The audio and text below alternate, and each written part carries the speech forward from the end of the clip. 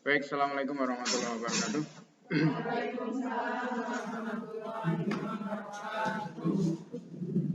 Ini pembahasan terakhir sebelum UTS. Nanti UTS sampai dengan bab ini ya, yaitu long term liabilities, utang jangka panjang. Terutama yang akan kita bahas adalah obligasi ya.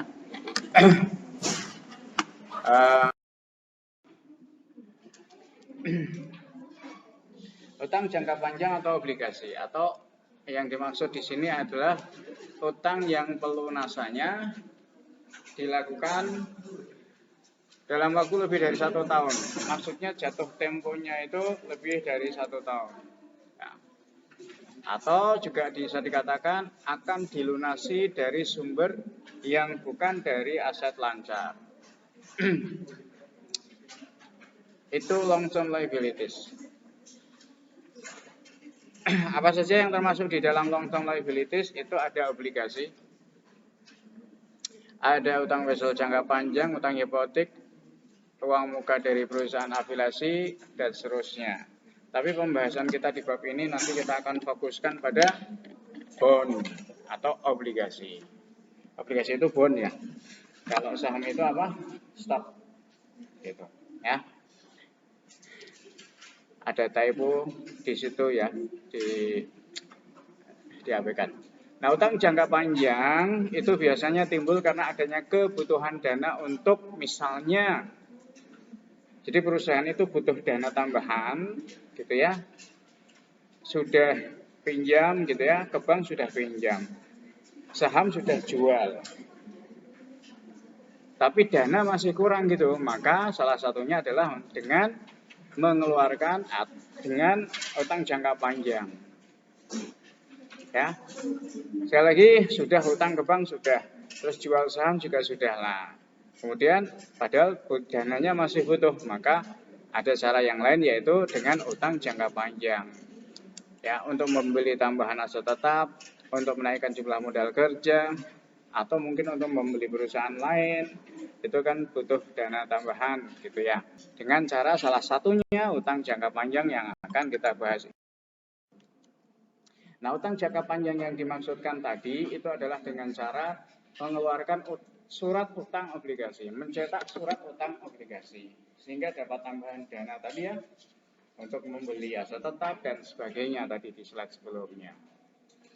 Nah, utang obligasi itu ya, apabila perusahaan membutuhkan tambahan modal kerja modal kerja tetapi tidak dapat melakukan emisi saham baru ya, tadi kita sudah jual saham, terus kemudian kita juga sudah misalnya mengajukan kredit di bank itu juga sudah, maka dapat dipenuhi dengan cara mencari atau dengan ya mencari utang jangka panjang.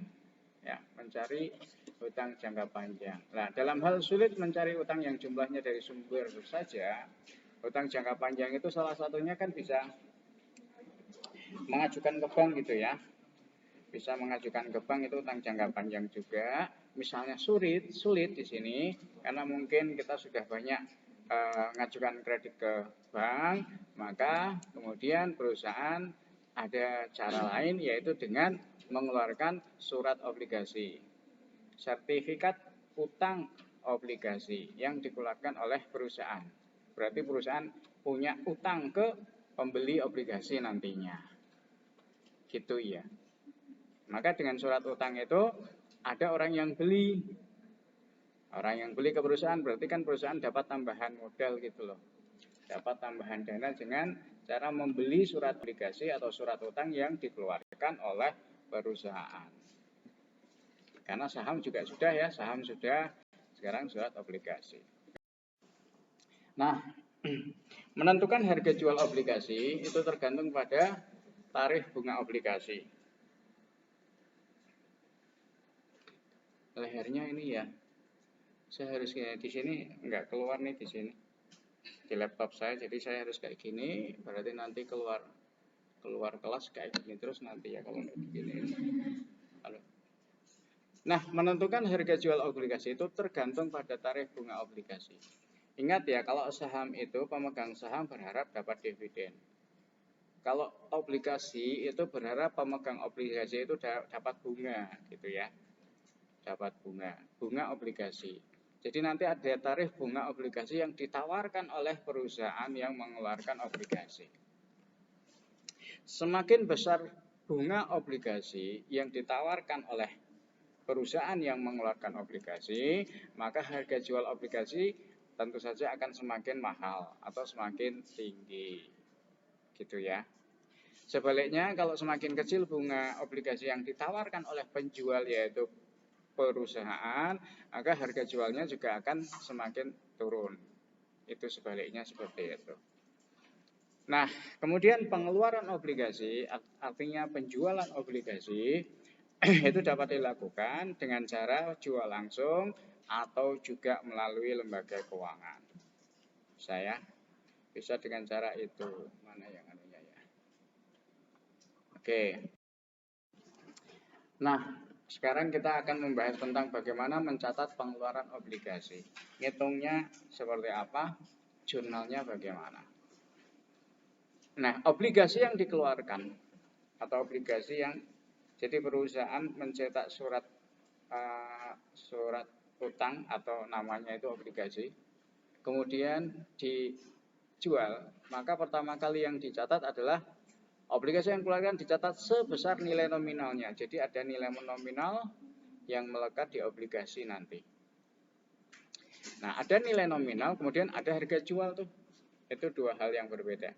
Kalau harga jual obligasinya atau nilai jualnya tidak sama dengan nilai nominal tadi yang di atas, maka selisihnya akan dicatat tersendiri itu tadi. Ada selisih antara harga jual dengan nilai nominal. Nah, kalau harga jual obligasi lebih besar daripada nilai nominal obligasi, maka selisihnya dicatat dalam rekening AGU obligasi. Atau juga ada yang dengan sebutan premium ya. Ada juga yang menyebutnya AGU itu premium obligasi. Sebaliknya kalau harga pasar yang berlaku di pasar itu lebih rendah dari nilai nominal, maka selisihnya dicatat dalam rekening yang disebut sebagai AGU obligasi atau ada yang menyebutnya sebagai diskonto obligasi. Gitu ya, harga jual lebih tinggi, nilai nominal AGU, harga jual lebih rendah dari nilai nominal AGU. Itu ya, karena dikeluarkannya dicatat sebesar nilai nominal. Lah selisihnya itu nanti AGU obligasi atau AGU obligasi. Gitu ya. Coba lihat tuh contoh di situ. Tetapi sebelum itu bahwa obligasi yang dijual, dikeluarkan itu bisa dicatat dengan dua cara. Ya. Yang pertama yang dicatat hanya obligasi yang terjual saja.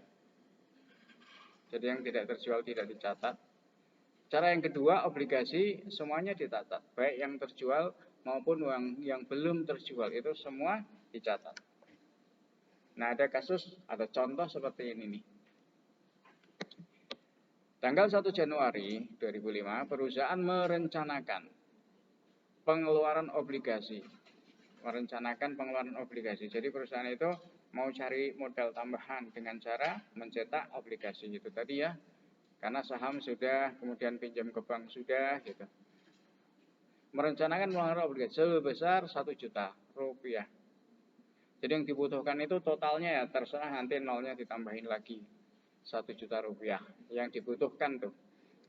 Bunganya itu 10% per tahun. Jadi perusahaan ini menentukan 10% per tahun bagi pemegang obligasi. Dikasihkan 10% tadi.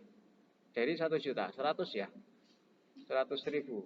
Bunganya itu 10% per tahun. Bagi pemegang obligasi dikasih bunga 10%. Nah, obligasi ini akan dijual pada waktu yang berbeda, tergantung pada kebutuhan uang.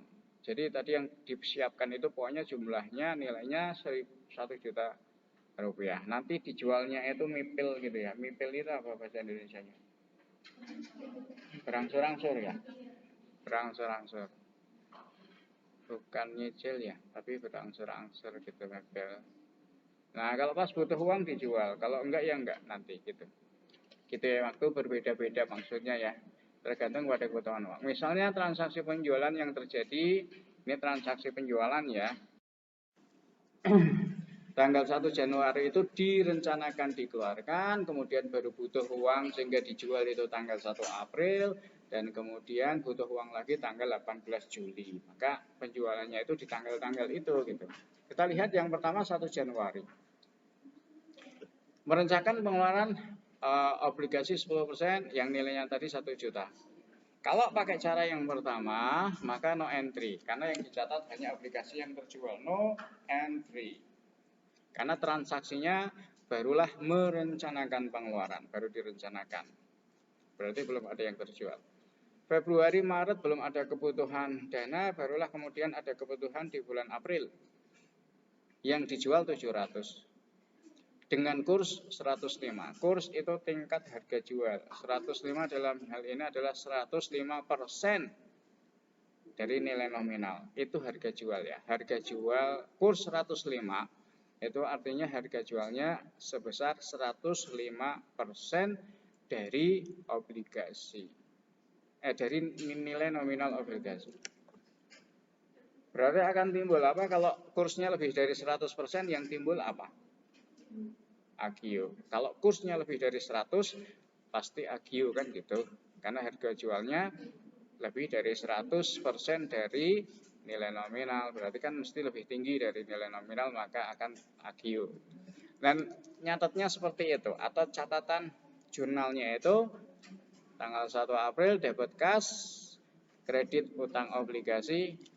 Utang obligasi itu maksudnya ya surat sertifikat obligasi itu tadi yang dijual ya. Yang dijual itu namanya sertifikat hutang obligasi atau obligasi. Nah, di sini pakai istilah hutang obligasi rekeningnya. Kemudian timbulnya agio. Benar ya, 157 kalikan 5 berapa? Jadi kan ini 5% ya kelebihannya ya. 5 kali 7 kan 35 ya. Nah, itu. Jadi kas yang diterima oleh perusahaan 703. Ini dijual tunai ya, 755. Utang obligasi selalu sebesar nominalnya yaitu 700. Kemudian yang timbul adalah agio yang 5%. Kalau agio di kredit ya 35. Mei, Juni nggak ada kebutuhan. Baru kemudian ada kebutuhan lagi di bulan Juni, di bulan Juli tanggal 18. Berarti nilainya masih 300 ya, sudah dijual 700 ya. Sudah dijual 700 nilainya berarti masih 300. Lah di sini dijual 100. Ini yang nilai 100 ya. Jadi diangsur gitu. Berarti di sini masih ada 200 ya, masih sisa 200 pokoknya. Nah, di tanggal 18 Juli itu nilai pasarnya, tingkat kursnya, kurs itu dinilai pasar 99%. Berarti ada 1% loss, rugi ya. Itu. Kalau 100% kan berarti, kalau 100% kurs berarti harga jual sama dengan nilai nominal ya. Benar enggak? Kalau 100% kan gitu. Ya enggak? Kalau 100% ya. Berarti kalau lebih dari 100 pasti agio, kurang dari 100 pasti disagio. Selisihnya aja diselisihkan dengan 100. Berarti kan ini selisihnya kalau dengan 100 kan 1% gitu. 1% kalikan 100 ya 1000 ya. 1% kalikan 100.000 1000 ya. 1% loh, bukan 10%. Kalau 10% ya 10.000. Ini 1%.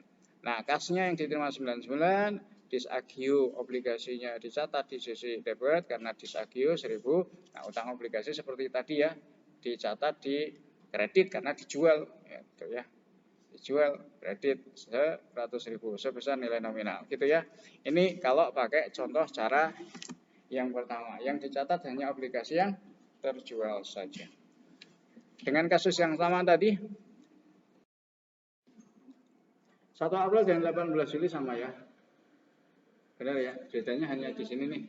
Nah, kalau yang belum terjual juga dicatat, maka ini nama akunnya itu obligasi yang belum terjual, debit, kredit, otorisasi utang obligasi. Ya, itu kalau pakai cara yang kedua. Berarti di 1 Januari ada jurnalnya seperti ini, gitu ya. Tanggal 1 April, tanggal 18 Juli sama. Sehingga kita lanjutkan.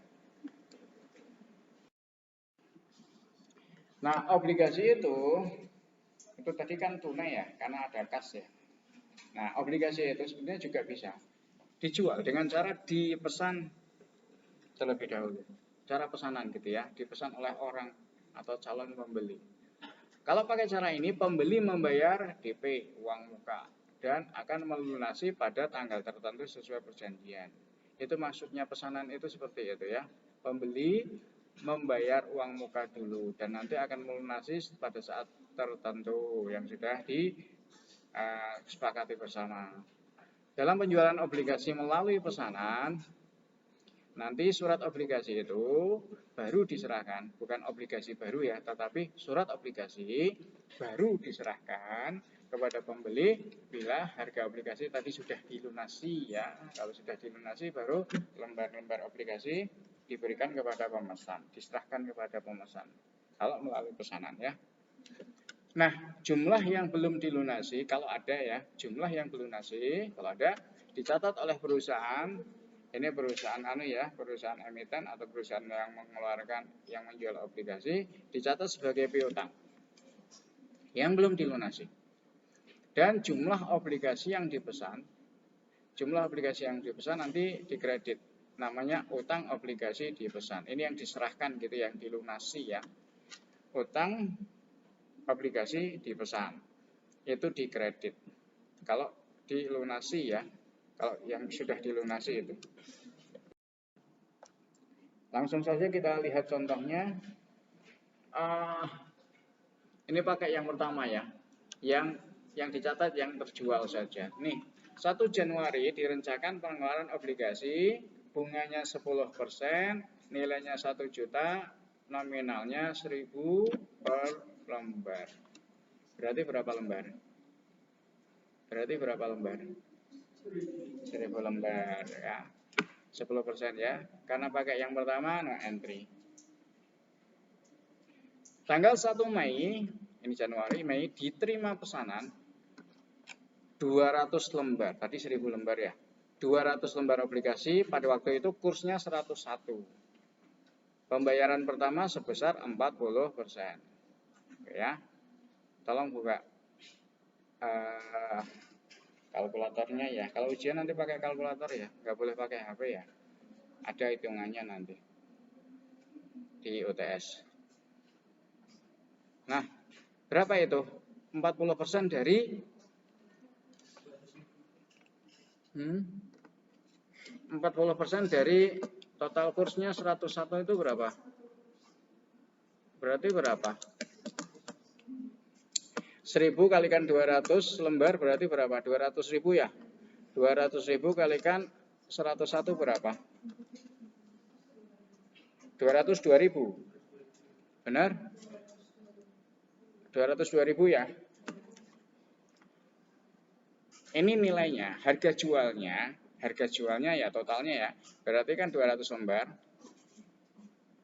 Kalikan 1.000 rupiah per lembar. Kalikan 101% atau kalikan 1,01. 202 ya. Nah, 202.000. Nah, 40% 202.000 itu berapa? 40% dari 202.000 berapa? 80.800. Ini kas yang diterima kan 40%. Pembayaran pertama berarti masuk uang tunai. 40% ke perusahaan. 80.800 itu dari itu. Ya. Sehingga sisanya berarti kan 60%. 60% itu piutang. Ya, 121.200. Piutang ya sisanya ya, karena 40.000 itu sudah di DP. DP-nya sudah tunai. Maka sisanya 60% itu piutang. Ya kalau dihitung 121.200 atau 202.000 dikurangi 80.800 ya 121.200. Itu debitnya. Kreditnya ada nilai nominal, namanya utang obligasi, tetapi tambah kata dipesan. Utang obligasi dipesan. Kalau tadi kan enggak, utang obligasi dipesan 200.000, agio obligasi 2.000. 1%-nya kan 2.000 ya, tadi 1% ini 2.000. Itu 1 Mei.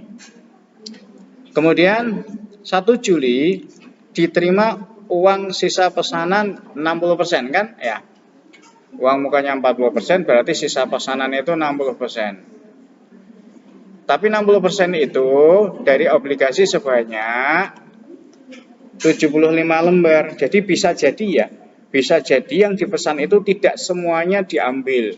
Yang dipesan itu tidak semuanya dilunasi gitu.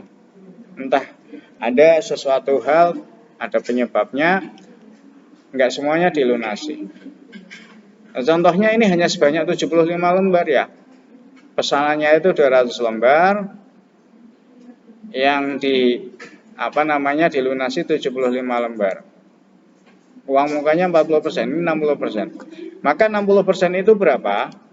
Pelunasan 60% itu berapa? Berarti 60% kalikan lembar obligasi yang dilunasi kalikan nilai kurs waktu itu.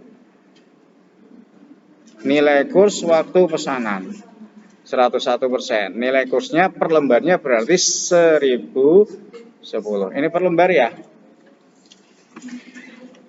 1.000 rupiah per lembar dikalikan 101. Benar ya? Ya itu. Itu ya.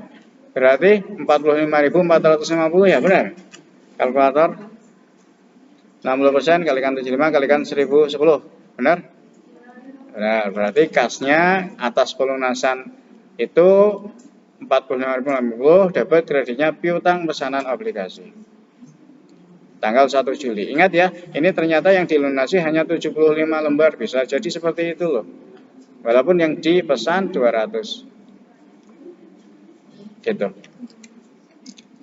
Atau yang mungkin yang mesan itu bukan hanya satu orang, bisa jadi ya. Ini orang yang pertama itu 75 lembar. Sisanya orang yang kedua dan orang yang ketiga, bisa jadi gitu ya. Sisanya yang 125 lembar orang yang kedua, sekian, orang yang ketiga, sekian. Bisa jadi seperti itu.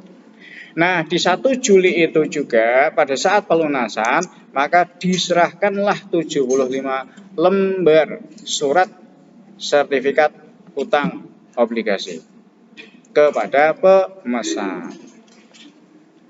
Nah, 75 lembar ini dinilainya sebesar nilai nominal 1.000 per lembar.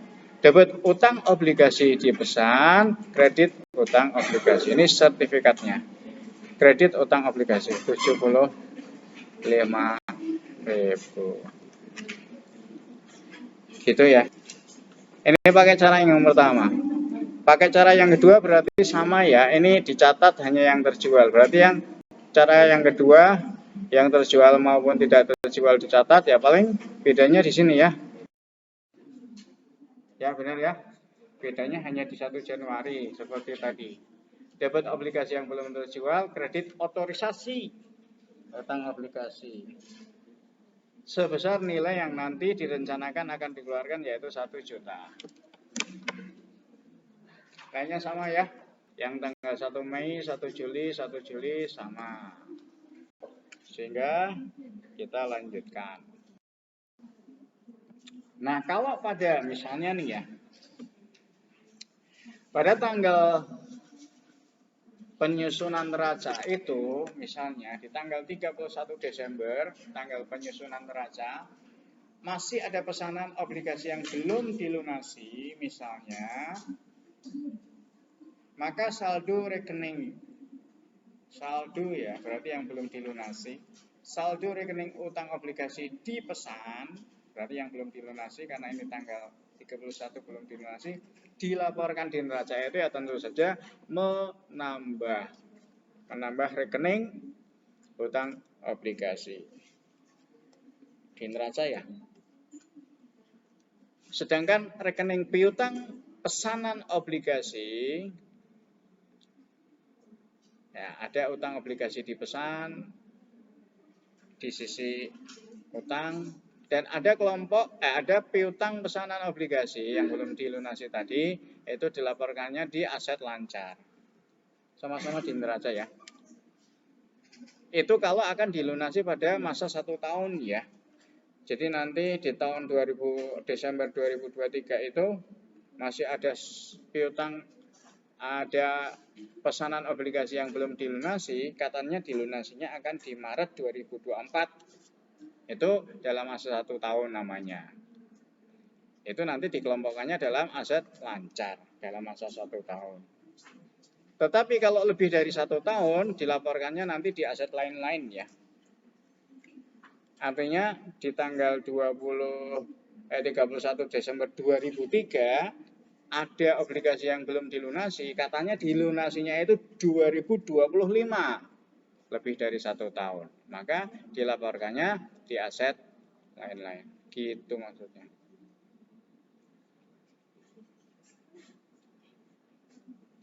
Nah, rekening agio obligasi itu menambah. Agio itu menambah obligasi. Agio itu menambah rekening obligasi. Disagio itu mengurangi rekening obligasi. Saya bilang obligasi karena biar Anda nggak bingung utang obligasi gitu nggak ya. Obligasi pokoknya perusahaan mengeluarkan sertifikat obligasi dijual ke publik untuk mendapatkan tambahan modal. Nah, itu obligasi. Gitu ya. Nah, agio dan disagio itu perlu disusutkan tuh ya. Karena obligasi itu ada masanya ya, ada 5 tahun kah, 7 tahun kah, beda dengan saham. Kalau saham kan nggak ada masanya. Nah, itu obligasi ada masanya, masa manfaat tuh, umur ekonomis. Nah, kita lihat penjualan obligasi dengan harga lebih besar atau lebih kecil, ya tadi ya timbul agio. Kalau harga jual lebih besar dari nominal, atau disagio kalau harga jualnya lebih kecil dari nominal. Agio disagio itu sebetulnya merupakan penyesuaian tarif bunga nominal. Tarif bunga nominal itu tarif yang melekat di nominal. Yang contoh tadi adalah 10% tuh. Itu tarif bunga nominal. Contoh tadi 10%. Karena tarif bunga obligasi ini tidak sama dengan tingkat bunga di pasar. Nah, ini ada perbedaan. Tarif bunga nominal tadi contohnya 10, di pasar bisa jadi 12, bisa jadi seperti itu. Sehingga timbul agio atau disagio. Kalau tadi pakai kurs ya, kalau tadi kurs, kalau ini pakai bunga. Perbedaannya ini kalau pakai bunga. Dengan kata lain, agio disagio adalah kapitalisasi dari perbedaan tarif bunga obligasi yang melekat di obligasi yang tadi contohnya 10% dengan tingkat bunga yang berlaku di pasar atau tingkat bunga umum yang berlaku di pasar selama umur obligasi. Itu ya agio disagio seperti itu. Kalau tadi gampangannya pakai kurs tadi ya. Nah, ini karena kita akan membahas prosedur amortisasi atau penyusutan. Amortisasi kan penyusutan juga ya. Tetapi ini istilah untuk penyusutan untuk surat berharga atau mungkin nanti untuk aset tetap yang tidak berwujud. Itu amortisasi. Nah, kalau timbulnya adalah disagio ya, maka disagio ini akan ditambahkan pada biaya bunga obligasi yang dibayarkan selama umur obligasi dan nanti ditempatkannya di sisi kredit dengan nama rekening disagio obligasi. Ya, kalau timbulnya disagio. Sekarang kita lihat yang kalau timbulnya itu agio, maka agio ini akan dikurangkan pada, kalau tadi ditambahkan pada biaya bunga. Kalau ini dikurangkan pada biaya bunga. Biaya bunga itu tadi 1 juta nilai nominal, kemudian bunganya 10%, berarti bunganya berapa? 100 ya. Per tahun 100.000 ya. Nah, 100.000 itu biaya bunga di sini maksudnya. Berarti kalau timbulnya disagio nanti ditambahkan tuh ya, ditambahkan ke biaya bunga. Kalau timbulnya agio dikurangkan pada biaya bunga obligasi ya, yang dibayarkan selama umur obligasi dan dikredit di biaya bunga obligasi. Biaya bunga obligasi.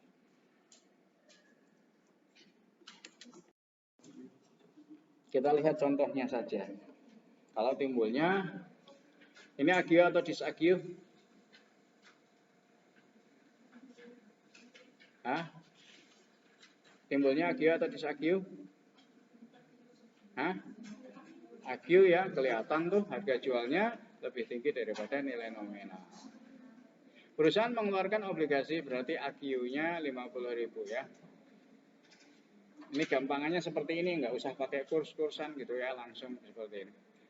1000, 5 tahun umur obligasi itu ada jatuh temponya ya, 5 tahun, berarti ini umur ekonomisnya 10% per tahun. 10% dari 10% per tahun dibayar tiap setengah tahun. Berarti setahun dibayar bunga berapa kali? PT Selaras membayar bunga kepada pemegang atau pembeli obligasi setahun berapa kali? 2 kali. Nah, berarti setiap pembayaran berapa kali bunganya?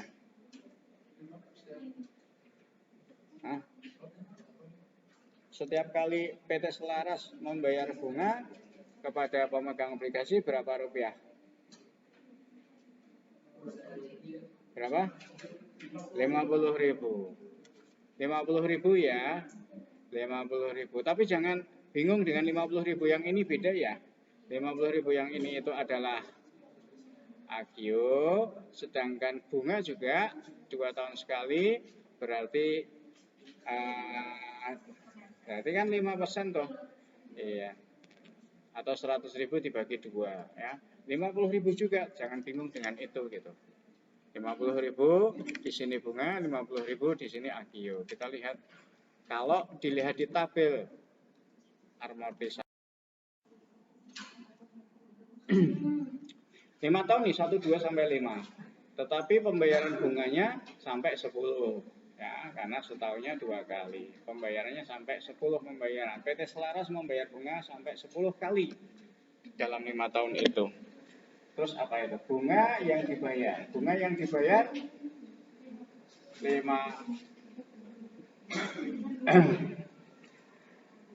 Ini bunga yang dibayar tadi ya. Kalau yang kenapa 5%? Karena 2 kali dalam setahun ya. Kan setahunnya 10%. Ya, 5% kalikan nominal. 50.000 ya, 50.000. Terus ini bunganya yang dibayarkan oleh PT Selaras, bunganya. Nah, kalau ini agio, hitungan agio. Agionya adalah agionya kan tadi 50.000 ya. Beda dengan 50.000 ini sekali lagi ya. Ini 50.000 agio. Amortisasinya ini pakai garis lurus nih. Ya toh? Harga perolehan HP min NS bagi N. N-nya 10. Ini. Bukan 5 tahunnya ya. N umur ekonomis itu adalah jumlah kali pembayaran. Berapa kali? 10 kali. Walaupun 5 tahun. Jumlah kali pembayaran. HP min NS. 50 dibagi 10 kan gitu. 1/10 kalikan 50 kan sama saja dengan 50 harga perolehan dibagi 10 umur ekonomis ya. 5.000, 5.000, 5.000, 5.000. Tadi agio keterangannya kalau timbulnya agio maka dikurangkan ya dari biaya bunga. Berarti 45 loh. 45. Agionya 45 itu maksudnya itu 45. Ini tahun pertama. Tahun kedua ya berarti 40 ya dikurangi pembayaran kedua dikurangi 5.000 dan seterusnya. Ini nilai buku ya. Harga perolehan dikurangi akumulasi penyusutan. Penyusutan dalam hal ini amortisasi istilahnya. Ya. Harga perolehannya kan ini loh. Harga jualnya tadi 1.050.000. Kemudian dikurangi 5.000 ya, penyusutan yang pertama 5.000 1.045.000 dikurangi 5.000 lagi dan seterusnya. Nah, sehingga kemudian di tahun terakhir pada kali terakhir pembayaran bunga maka nilai bukunya sama dengan nilai nominal. Jadi perusahaan itu bayar ini ya. Dia dapat 1.050 ya. Perusahaan Selaras itu dapat 1.550 kemudian nih untuk usaha, tetapi dengan kewajiban membayar bunga. Yang 45 ya, yang 45 gitu. Oh, yang tetap yang 50 nih, tetap 50 ya, dia bayar 50 loh, 100 per tahun. Ini hanya hitungan hitungan realisasinya ini. Dapat dilihat bahwa biaya bunga yang dibebankan adalah sebesar bunga yang dibayarkan dikurangi dengan amortisasi AGIO. Bunga yang dibayarkan tadi adalah 50.000 dikurangi amortisasi AGIO, yaitu per periode adalah 5.000 untuk periode yang bersangkutan. Jadi biaya bunga yang dibebankan ya 45.000 tadi ya. Seperti itu. Kalau AGIO. Nilai buku dihitung dari, ini menghitung nilai bukunya, nilai nominal ditambah dengan jumlah AGIO yang belum diamortisasi. Bisa juga seperti itu ya. Nanti Anda lihat lagi. Nilai nominal ditambah dengan jumlah AGIO yang belum diamortisasi. Kalau obligasi dijual dengan harga di bawah nilai nominal, sehingga timbul disagio. Tadi kan jualnya kan 1.050 ya, di atas nilai nominal 1.050.000, di atas nominal yang 1 juta. Kalau dijualnya di bawah nilai nominal, katakan dijualnya 900.000, benar ya? Ya, 900.000, maka beban periodik dan nilai buku obligasi dihitung dengan cara berikut. Kalau harga jualnya lebih rendah daripada nilai jual, sehingga timbul disagio. Maka untuk menghitung nilai bukunya, maka biaya bunga sama dengan bunga yang dibayarkan ditambah. Kalau tadi dikurang sehingga jadi 45 tadi ya. Itu biaya bunganya ya. Tetapi nilai bukunya yaitu nilai nominal dikurangi disagio yang belum diamortisasi. Dikurangi dengan ya, nilai nominal dikurangi dengan disagio yang belum diamortisasi. Ada nggak ya contohnya ya? Ada ya. Ini 925. Disagio-nya berapa? 75.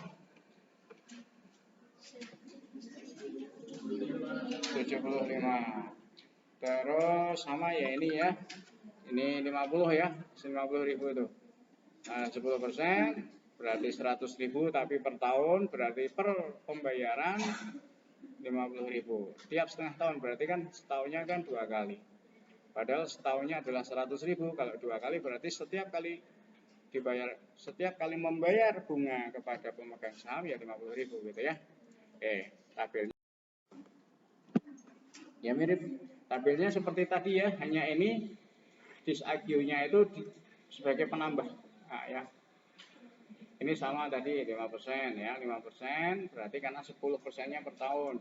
Berarti per kali pembayaran 5% seperti tadi 50 sampai 10 kali 50. Nah, ini sama juga, ini pakai garis lurus ya.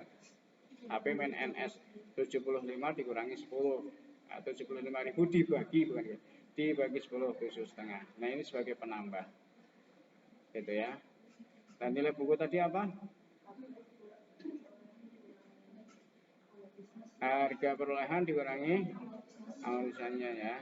Berarti 925 dikurangi 7,5, 932 dikurangi 7,5, ditambah ya, ditambah 7,5, ditambah 7,5, ditambah 7,5 dan seterusnya ya. Sampai dengan seperti tadi. Kalau tadi berkurang ya, kalau obligasi kalau kejadiannya adalah AGIO, maka ini dari sini ke sini berkurang gitu sampai dengan 1 juta. Kalau ini bertambah sampai dengan 1 juta. Gitu ya. Ya. Jadi selalu di akhir tahun, selalu di jatuh tempo harus senilai nilai nominal. Gitu.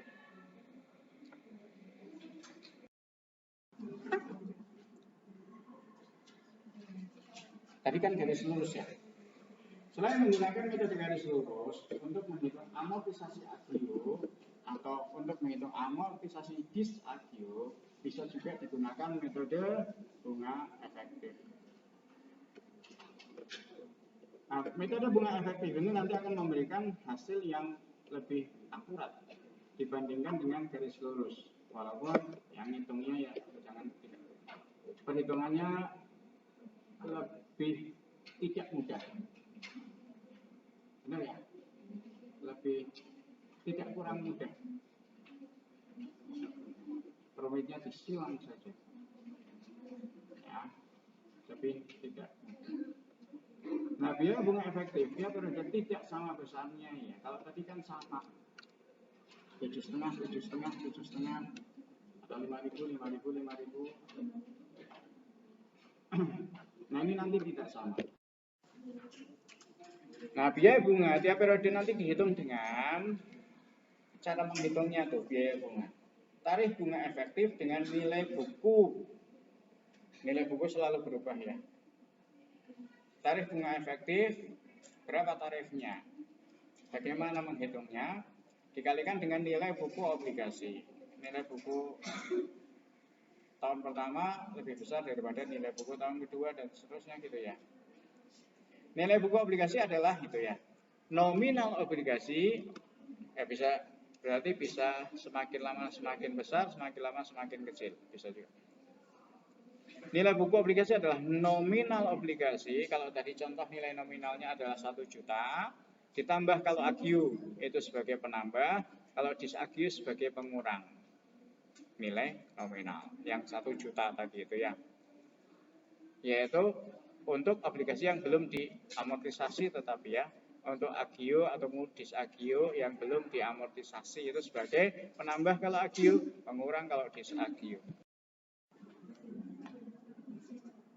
Nah, ini contoh juga ya. Perusahaan mengeluarkan obligasi 1 juta, 5 tahun, 10% bunganya per tahun, dibayar tiap setengah tahun berarti sama dengan contoh tadi ya, 5% per pembayaran. Atau 50.000 juga tuh ya, per pembayaran bunga. Nah, obligasi ini dijual pada awal periode dengan harga Rp1.081.105, berarti timbulnya agio. Nah, pembeli ini 10% tuh, jadi PT Larasati. PT Larasati itu menawarkan kepada pembeli, calon pembeli ini beli punya saya, bunganya 10% per tahun, gitu ya. Nah, pembeli mengharap bunga efektif yang berlaku di pasar, atau pembeli itu mengetahui kalau yang berlaku di pasar itu 8%. Di pasar itu 8% loh, Larasati bilang, nih di pasar itu hanya 8%, saya berani jual 10%. Di pasar berlakunya hanya 8% bunganya, saya berani kasih bunga 10%. Berarti kan dia berani jual lebih tinggi dari nilai nominal ya, 1 juta ya, maka terjualnya ini. Bagaimana ngitung ini nanti kita lihat. Itu loh yang tadi di slide berapa itu ya. Kalau bunga pasar lebih tinggi dari bunga nominal, maka timbulnya disagio. Tetapi kalau bunga pasar lebih rendah daripada nilai nominal, maka timbulnya agio. Karena perusahaan berani bergaining, berani menawarkan lebih tinggi ya, karena dia menawarkan 10% daripada yang di pasar hanya 8%. Gitu. Bagaimana menghitung ini? Ada 2 cara. Jam kedua siapa? Di luar. Sebentar, di ruang ini juga? Iya ya. Oke ya. Oh kosong ya? Oh ya. Kelasnya mau dibuka? Ini nanti saya usir. Ada 2 cara nih ya. Ada 2 cara. Yang pertama pakai tabel, indeks tabel. Yang kedua pakai rumus. Kalau pakai tabel nih kita lihat perhitungannya seperti ini. Nilai jatuh temponya tadi nilai jatuh tempo ya. Jadi nilai nominal itu adalah nilai jatuh tempo ya. Tadi Anda lihat di tabel tadi di tahun kelima pembayaran ke-10 kan sama dengan nilai nominal ya. Ya, itu istilahnya juga nilai jatuh tempo, 1 juta. Nilai tunainya 1 juta pada bunga 8% selama 5 tahun. Ini nilai tunainya sebesar 675. 675 dari mana? 675 nanti kita lihat. Ini dari yang ini nih, satu ya. 0,67556 loh. 0,57566 ini dari tabel 2. Tabel 2 nilai sekarang dari 1% yang jatuh tempo dalam N periode. Kita lihat nanti tabelnya kecil-kecil tulisannya. Gitu. Itu yang pertama, ini ketemu sudah. Yang kedua, ngitung nilai tunai bunga. Kalau tadi nilai tunai pokok ya. Ini nilai tunai bunga 50.000 ya tadi ya, 10% per tahun berarti 2 kali pembayaran 5% per pembayaran yaitu 50.000 selama 10 kali. Tiap setengah tahun tadi kan. Pada tingkat bunga tarif 8% di luar. Ini 405.545 dari ini. 4% 50 kali. Ini dari mana? Dari tabel 4. Kalau tadi dari tabel 2. Kalau ini dari tabel 4. Sebesar. Ya, sehingga ketemu selisihnya. Harga jualnya 675.560 ditambah 405 545 1.081 105 sehingga AGIU timbulnya 81. Nggak kelihatan oh ya? Kalau itu kelihatan. Ini yang tabel 2 tadi ya. 4% pada 10. Berapa itu? 6,675. Ini tabel yang kedua untuk menghitung nilai tunai. Kemudian yang kedua apa ini? Tabel 4 ya. 4% pada 10 juga ya, tapi tabel 4. Berapa itu? 8, ya. Oke. Itu tadi dimasukkan di hitungan ya. Saya hanya menunjukkan tabel 2 seperti itu. Angkanya dari mana? Ya dari ini tadi ya. 4% pada periode ke 10. Sama ya 4% pada periode ke 10 juga tapi tabel 2. Horizontal, vertikal ditemukan, ketemunya angka ini gitu. Nanti pelajari lagi untuk yang pakai itu. Cara yang kedua pakai rumus bond value, nilai obligasi. Menghitung harga jual obligasi dengan rumus. Namanya rumusnya ya ini bond value sama dengan nilai obligasi sama dengan sigma T sama dengan 1 sampai T dari kupon dibagi 1 plus I plus R pangkat T kecil. Nah ini yang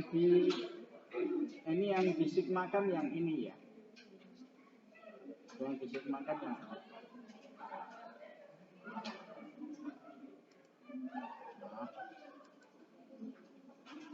ini yang disigmakan. Kalau ini enggak, ditambah dengan par value. Par value itu nilai nominal. Kalau contoh tadi ya 1 juta itu yang nilai nominal dibagi 1 plus R. R-nya itu berapa? Tadi ada contoh 10%, ada contoh 8%. Yang mana R-nya? Nanti kita lihat. Dipangkatkan T-nya tapi T besar. T besar itu periodenya berarti tadi 5 tahun ya. Tetapi 2 kali pembayaran berarti periodenya tadi T-nya T yang melakukan probabilitas R tingkat sungguh bunga berarti R-nya berapa? R-nya berapa? Dari mana 0,04? 4%? 0,04 dari mana? 4%? Hah? 8%? 2 kali dalam setahun ya. Ya, 8% 2 setahun jadi 4% ya. Di sini kayak gitu. Kupon itu bunga ya. Bunganya kan tadi 50.000, 50. Nah, itu yang disigmakan kan ini ya. Dari ini tadi sampai dengan ini nih, sigma. Ini yang kupon tadi yang pertama. 50 bagi 1 plus 0,4. 50 bagi 1 plus 4%. 1,04. Pangkat 1 ya. Pangkat 1. Jadi 50. Coba 50 dibagi 1,04 berapa? Benar nggak ini?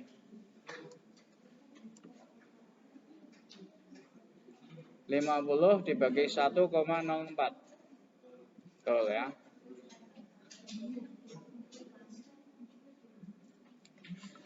Yang ini 50 bagi 1,04 kuadrat. Ada nggak di kalkulator?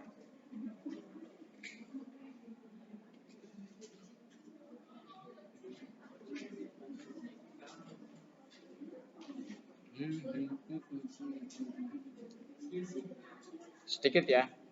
Ya. 50 dibagi 1 plus 0,04 pangkat 3. Ditambah gitu ya. Itu yang sigmanya itu ya.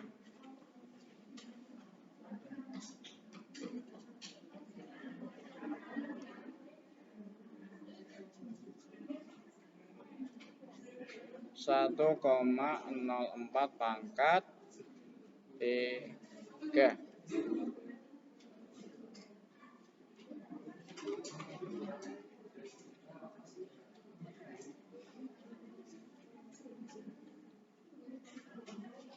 Di kalkulator itu kalau pangkat 4 berarti pangkatnya apa yang simbol apa nih? X pangkat Y ya. X pangkat Y ya, benar ya. Berarti 1,04 X pangkat Y ditekan 4. Kalau pangkatnya 4. Kalau 5 ya nanti 1,04 X pangkat Y 5 gitu ya. Dan seterusnya itu untuk bagi 50 ditambahkan.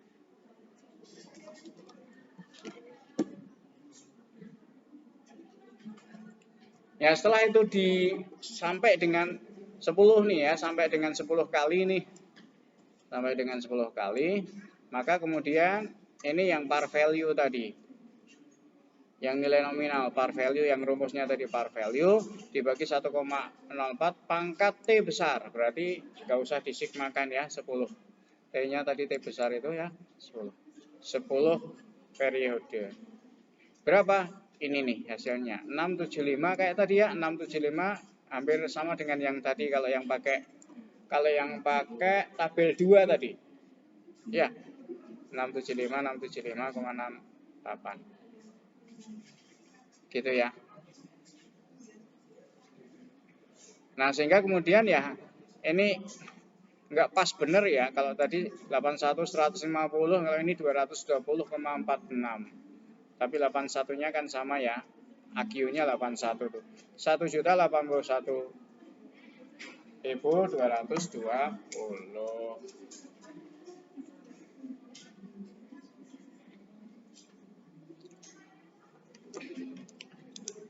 Sigma T sama dengan T besar dari kupon dibagi 1 plus R pangkat T kecil ditambah par value dibagi 1 plus R pangkat T besar ya. Rumusnya itu. Caranya seperti itu gitu.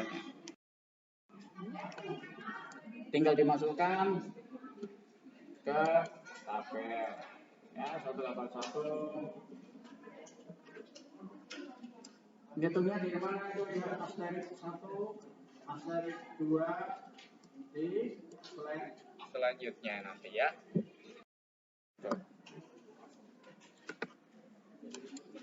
Ini perhitungannya lah nanti ya Anda pelajari. Bila aplikasi dijual dengan disagio, amortisasinya dengan cara yang sama seperti tabel di atas ya. Perbedaannya debit biaya bunga ditambah kayak tadi ya, ditambah amortisasi. Nilai buku ditambah amortisasi. Itu kalau munculnya disagio.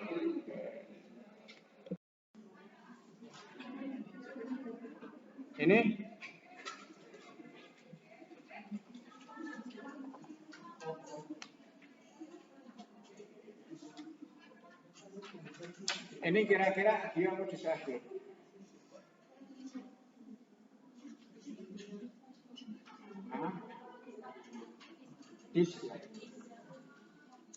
Perusahaan menawarkannya itu 12%. Di pasar itu lebih tinggi loh, 14%. Ya, jadi harga jualnya nanti perusahaan nggak berani jual lebih tinggi dari pasar karena hanya berani 12%. Sehingga harga jualnya lebih rendah daripada nilai nominal. Nilai nominalnya berapa itu? Totalnya? Totalnya berapa? Total nilai nominal yang mau dijual berapa rupiah?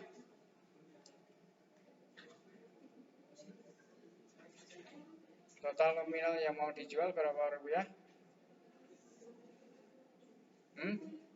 Ya jangan takut jawab, jangan takut jawab. 10 juta. Gitu ya. Nanti tinggal dihitung. Ini kalau pakai tabel tadi ya. Tabel 2 dan tabel 4. Berarti tabel 2 ya.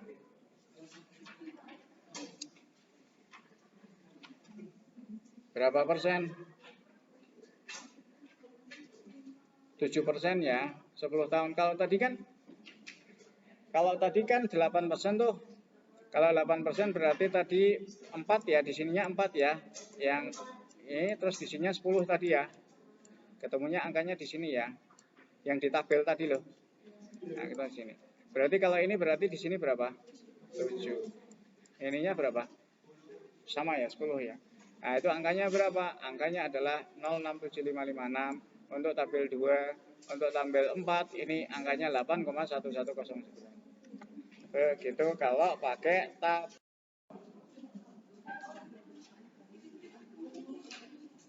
Selesai ya?